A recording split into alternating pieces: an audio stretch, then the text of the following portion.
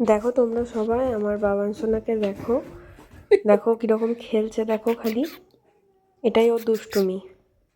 ঠিক এমনি করে ততক্ষণ খেলে যাবে যতক্ষণ না ও একদম কুটু কুটু করে আদর খাবে। ওই বুড়ো